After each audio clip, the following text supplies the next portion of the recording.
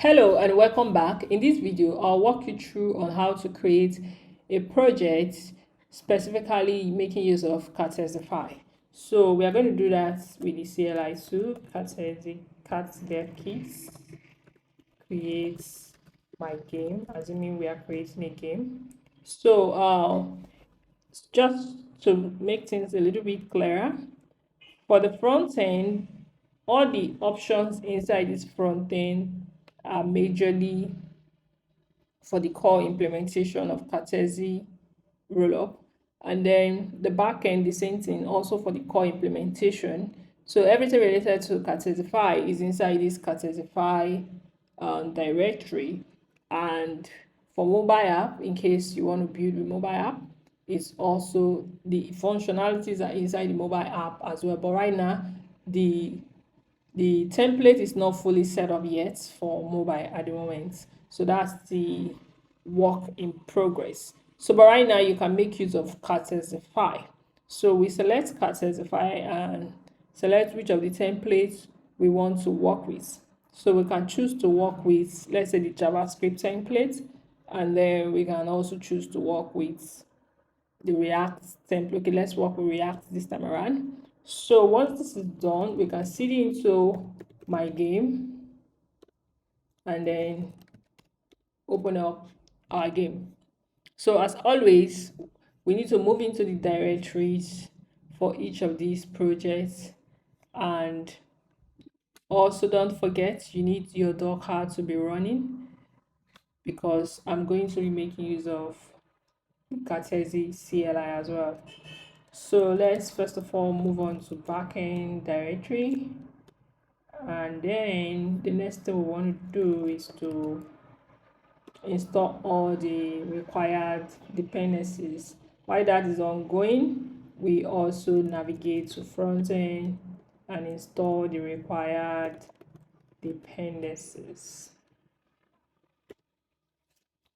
So ensure that your Docker is up and running. So this is my Docker right here. So the Docker is running right here. Okay, so the backend dependency has been completed. Frontend has quite a number of packages, so that's going to take a while. So while that is ongoing, the next so to get started with the backend templates, we need to run Cartesi build. So remember what I said about having Cartesi CLI installed on your machine before you can run this command. So once we do Cartesi build, this can take a while before everything gets installed or before the build process gets completed. Depending on your internet connection, it can go faster. So we have to wait for this process to be completed. Then let's check. Okay, so our packages for the front end has been successfully installed. Let's see what we can do over here while we wait for the backend to build. So first thing first is we need to create our .env file. So we are just going to make a copy of this and call it .env.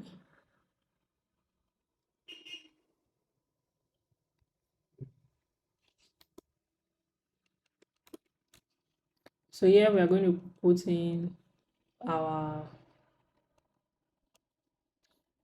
project ID.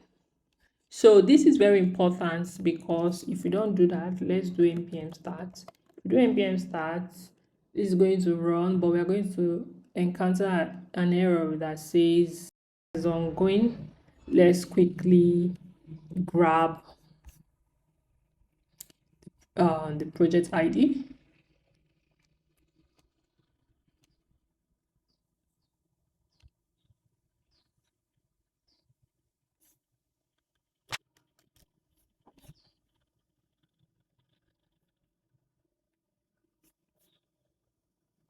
Okay, see what I said about that issue. So WebSocket connection closed, unauthorized, invalid key, invalid key, invalid key. All right, so let's fix that key. So we shouldn't be having that error anymore. So to add that, you put it inside your .env file. So this is exactly what you are doing. Your project ID, that's what you should have inside this your .env file. So to get this, you go to Wallet Connect website. Let's run our backend. So do that by writing that command, and once that is completed without issues, the next thing we want to do is to run through the code that we have here on this backend, and then we'll move on to the code on the front end. So on the back end, you see this directory, the source directory, the index, and the example directory. So basically, this index is just everything we are doing right now. So this is just instantiation of the backend, and then these are the endpoints, the API endpoint. Like I mentioned earlier, these are like the regular API you are used to, HTTP requests and all that. So these are different endpoints for each of the method that we are going to be interacting with. So nothing much here on the back end. So let's move on to the front end. So on the front end, we have this as always, we have this Cartesi structured folder that we added, just so you know all the things that relates to Cartesi as far as the front end template is concerned. So these are just some code. So this REST API calls and those all the necessary API calls from what we saw on the back end, making calls to those URLs. And then the porter and those L1 interaction, L1 calls, and all of that, interacting with the Cartesi contracts. So yeah, once that is done, if you come to the component section, all these components under examples are components that we design in this template. Okay, so now that we have fixed the invalid key issue, the next thing we want to do is to send a message. Update this to hello glory.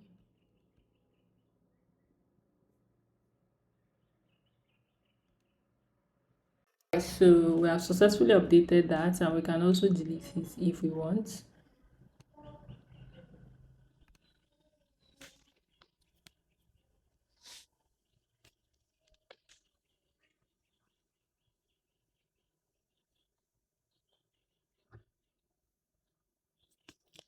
Okay, so the next thing we want to do is to interact with the wallet.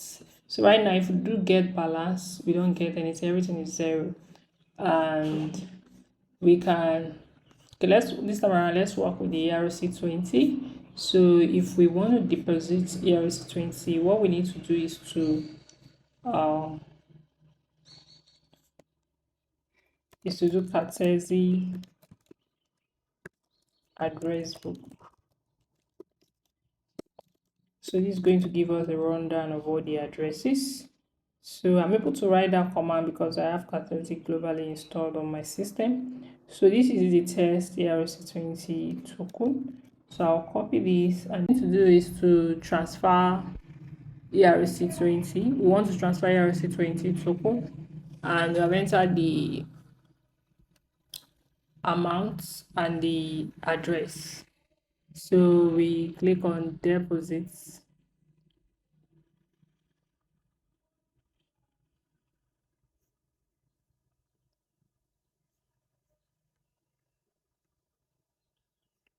So once this goes successfully, we should see the amounts in our balance.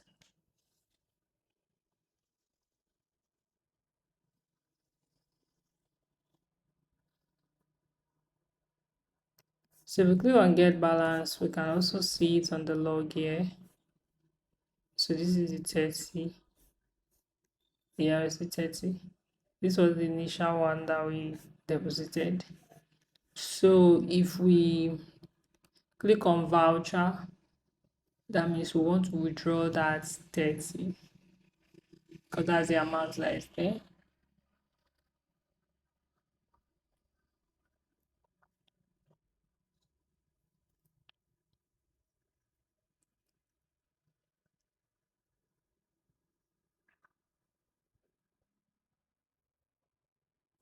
Okay, so if you come to this voucher section and do load voucher, we see that we have one voucher here, and then we can execute this voucher by clicking on execute voucher.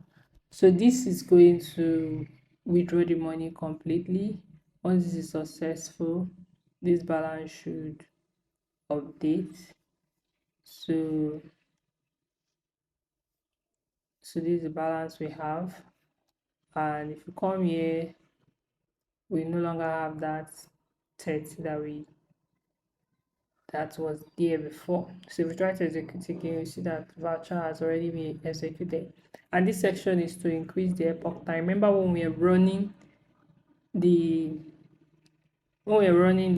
backend, we did epoch duration and added 5 seconds to it. So you can increase it if you want using this increased time here. So that's basically the flow. And also we also have L2. That means you want to transfer from your account to another person account, but for you to do this you need to have something in your L2. So right now we don't really have enough ERC20 to do that. So for us to be able to have enough, that means we need to like deposit some more. So let's say we deposit 50 and we click on deposit. So with this, once this is completed,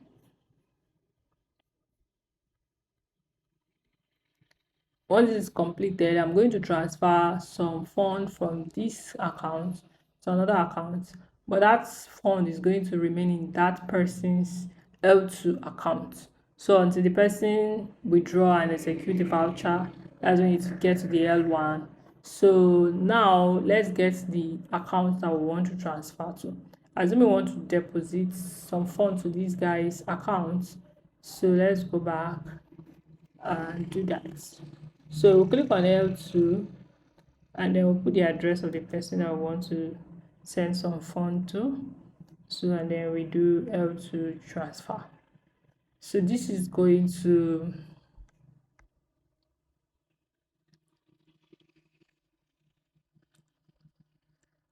transfer the fund to the order to this particular account, ERC20. Yeah, so if you do get balance, you see the balance that this person has. This person has this in their L1 account and this, so we can also get the balance up here. So now let's log into this guy's account to see the fund that we just transferred, the 50 ERC20 that we just transferred. So we are currently logged into this guy. So if we do get balance, you see that his Airtel balance is 0 because it doesn't have any, and it has 50 because that was what was transferred. So yeah, I'm going to stop it here. That's been a really long video, but I hope you understand the flow on how to use the template and how to test it out. So like I said in the core implementation video, this is just a template. You can decide to remove all these pages and use your own page as you deem fit. So I'll see you next time.